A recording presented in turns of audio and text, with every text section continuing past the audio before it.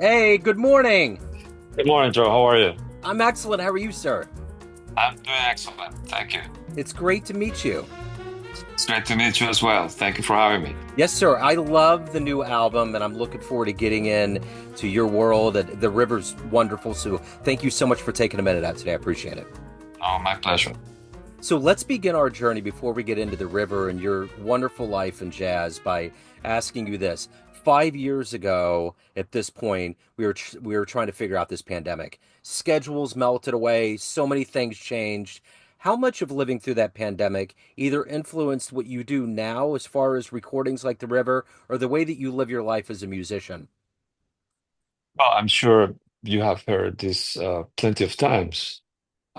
Basically, has made me appreciate even more how fortunate I am to do what I do, and to have gone through all that period made me reflect on what was important, what was really important in my life.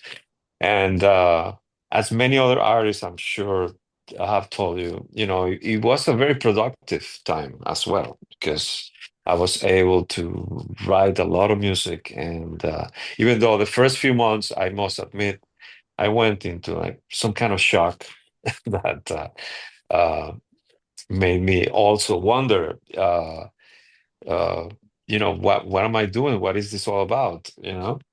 Yeah. And like I didn't sit on the piano for a couple of months because I was in shock, frankly. And then one day I dusted off, and got up and said, you know what, this is a good time to work on a lot of other stuff that I need to work on. And sure enough, it became also a very productive time. So talk to me a little bit about The River. What was kind of the artistic vision? How did the album come about? But I always had this kind of sonority in my head I mean, I had it for a while. It's a very unorthodox orchestration. So I wasn't even sure if it was going to work. Uh, but then the music started to come when I lived in Miami for about 25 years.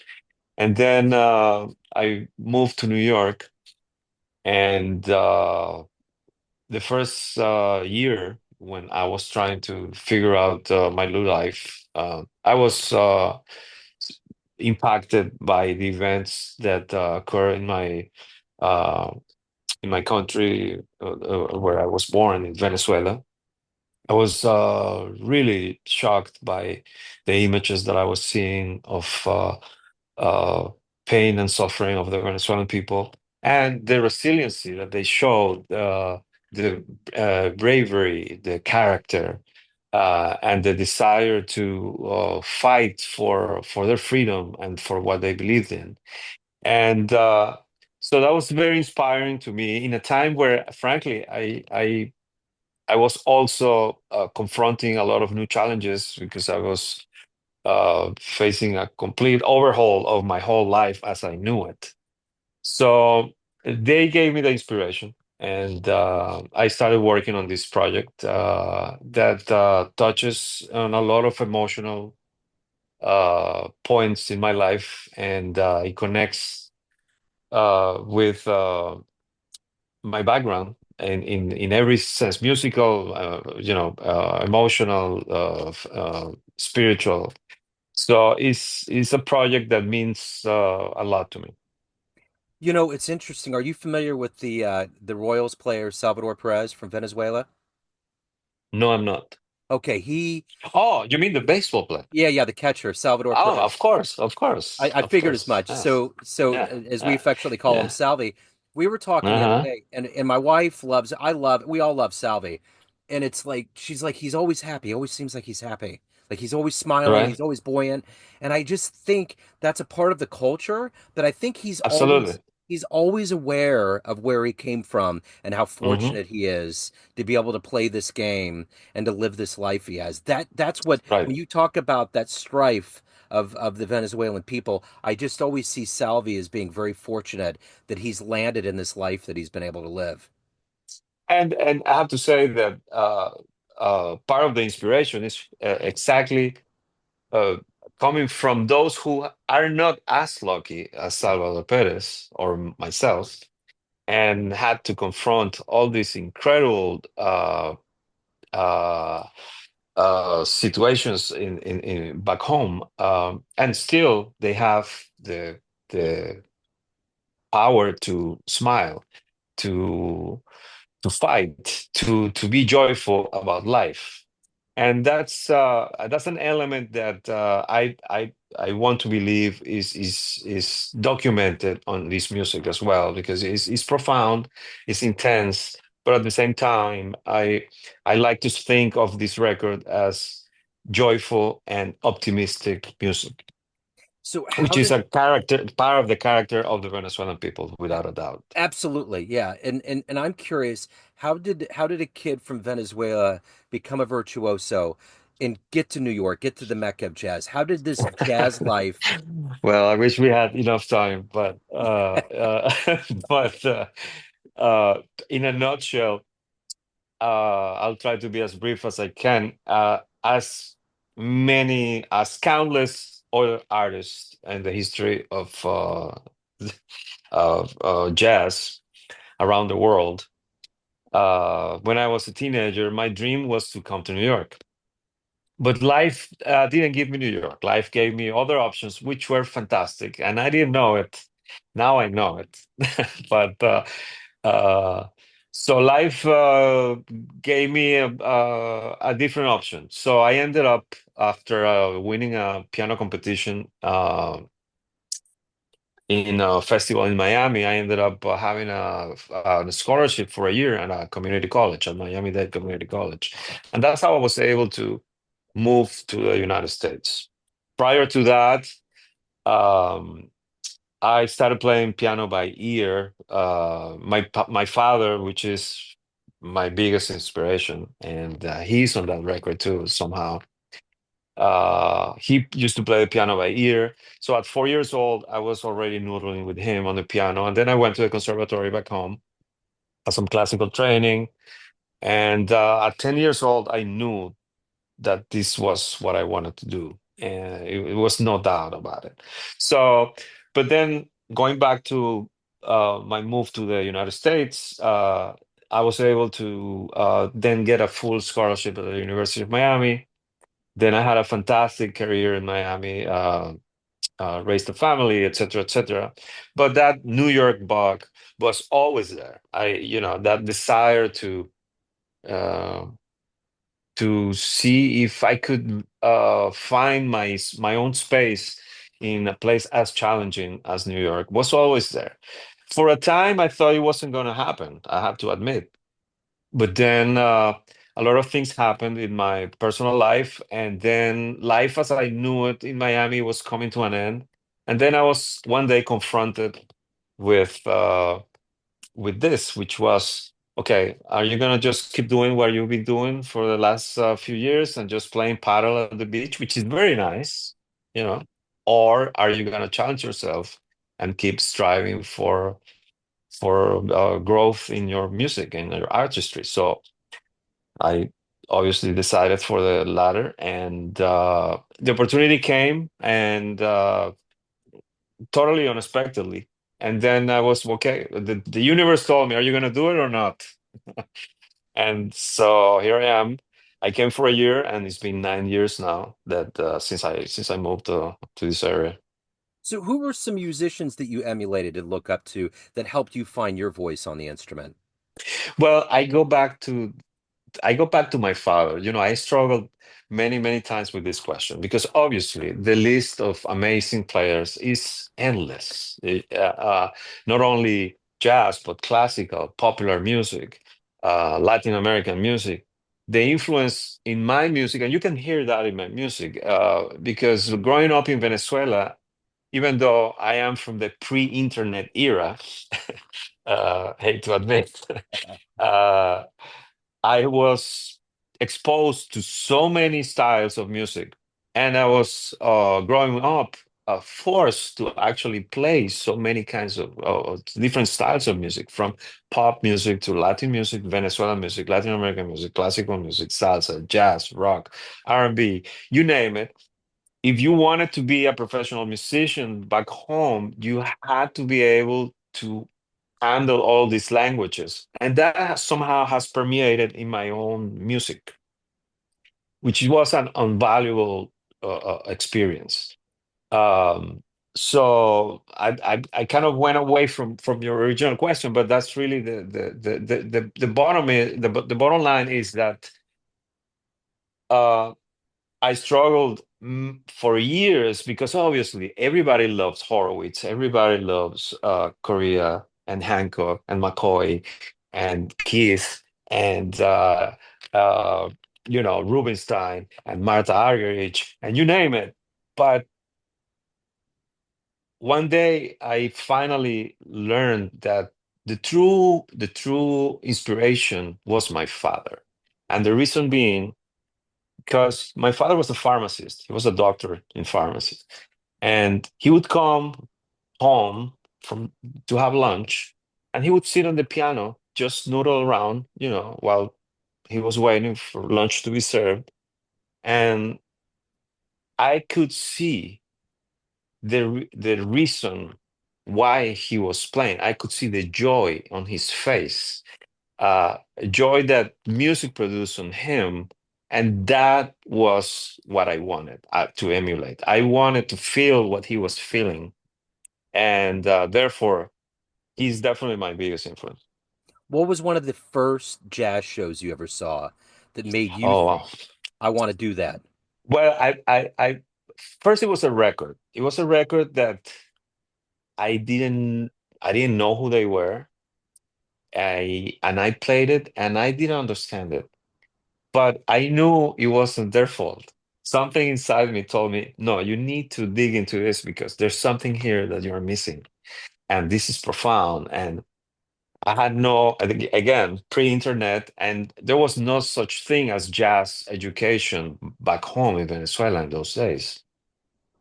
It was a record, it was a compilation. I can see the the cover. It was four pianos, and it was a couple of cuts from Chick Corea, Herbie Hancock, McCoy Tyner, and Keith Jarrett. The Mount Rushmore of modern jazz piano, and that was like an eye opener for me. I was very intrigued. I had no idea what they were doing, but I was intrigued by what they're doing. And then one of my biggest regrets was that I discovered Bill Evans, and when I was in my early teens, Bill Evans went to Caracas, and I begged everybody I knew to please take me, and nobody took me. And I missed seeing Bill Evans, and to this day I cry about it. Wow. But then I had the opportunity to see Chick Corea in Caracas. I saw the Heat Brothers. And then, oh, wait a minute, this is like a different level. Yeah. And that was it. And that's what I wanted to do. I wanted to learn the language. I wanted to play it. I wanted to write. It was so inspiring, to this day. And you've gotten to a point now where you've shared the stage with legendary people like Arturo Sandoval. What have you learned from these legends and luminaries over the years that you teach young players? Well, the many lessons, many lessons. One of the biggest lessons that I have learned, which I already touched on, that was that it's important. What I don't teach anymore, but I was an educator for a little while living in Miami for about 10 years. And I always said to my students, first of all, um, don't waste any opportunity that you have to make music. Doesn't matter what style, what genre. Doesn't matter if you don't like the music, but take that opportunity because you will learn something from that experience. And I have learned so much because I have been able to, again, because of the versatility that I was forced to acquire in order to make it as a musician. I have learned from so many styles, not only jazz, but for playing with people like David Lee Roth or Mambo Legends Orchestra, um, uh, or Venezuelan artists that you wouldn't know, but that were very popular when I was a teenager and I was starting working on in the Venezuelan scene. It's so important to just dive on any type of music, any style of music, and absorb it and digest it.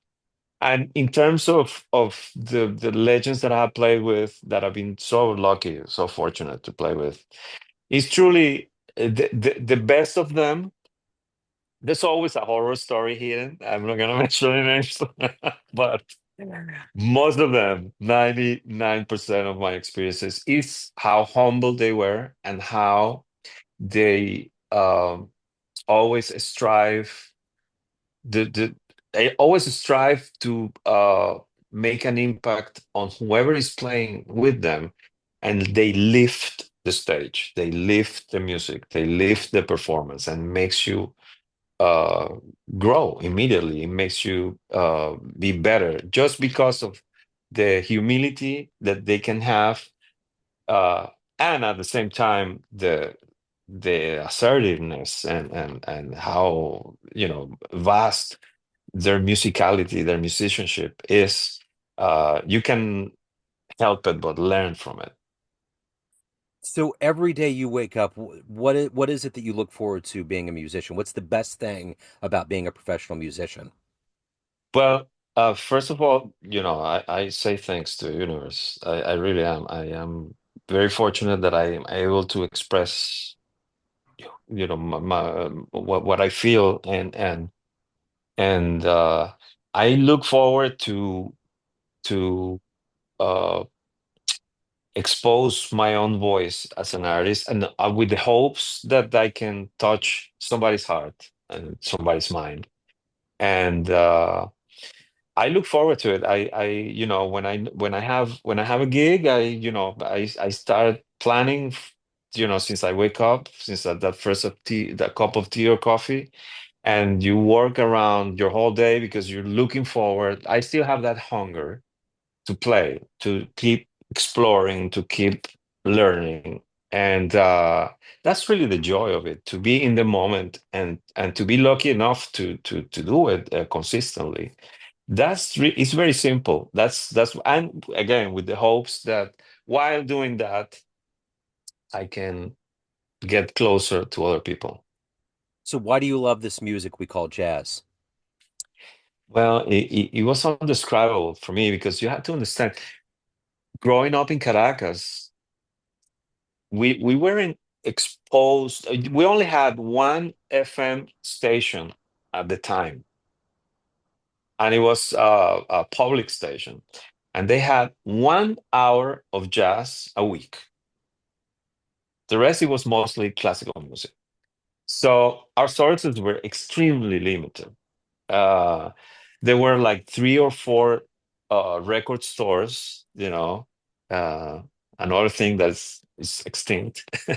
Yeah. And I'm showing up my age constantly. And